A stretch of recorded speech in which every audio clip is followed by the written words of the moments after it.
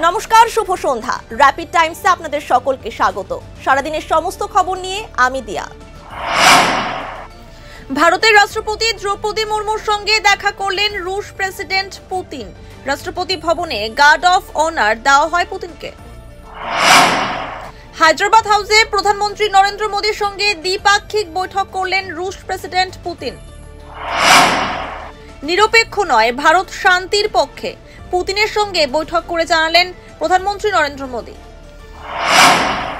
নিয়োগ দুর্নীতি মামলায় ধৃত সঞ্জয় কৃষ্ণ ভদ্রকে জামিন দিল কলকাতা হাইকোর্ট।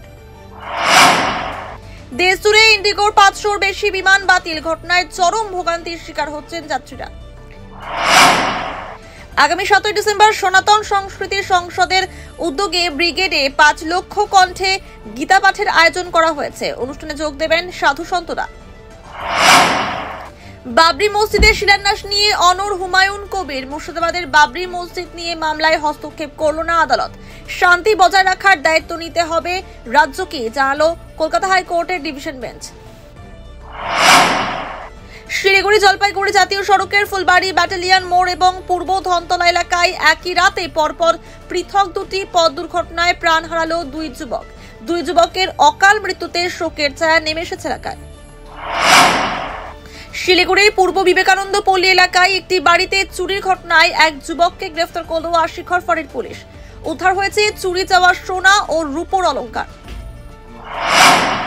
রাজগঞ্জের আমবাড়িতে নিম্নমানের রেশন সামগ্রী বিলির অভিযোগ। রেশন থেকে দেওয়া হচ্ছে পোকা ধরা চাল এবং খাওয়ার অযোগ্য আটা।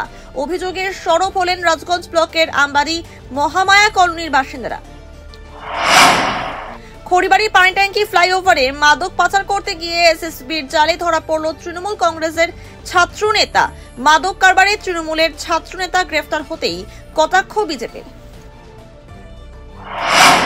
সারাদিনের সমস্ত খবরের আপডেট পেতে নজর রাখুন শিলিগুড়ি টাইমসে। শিলিগুড়ি টাইমসের খবর আপনারা পেয়ে যাবেন শিলিগুড়ি টাইমসের ইউটিউব, এক্স হ্যান্ডেল, থ্রেডস এবং ইনস্টাগ্রাম পেজেও। সঙ্গে থাকুন, দেখতে থাকুন শিলিগুড়ি টাইমস।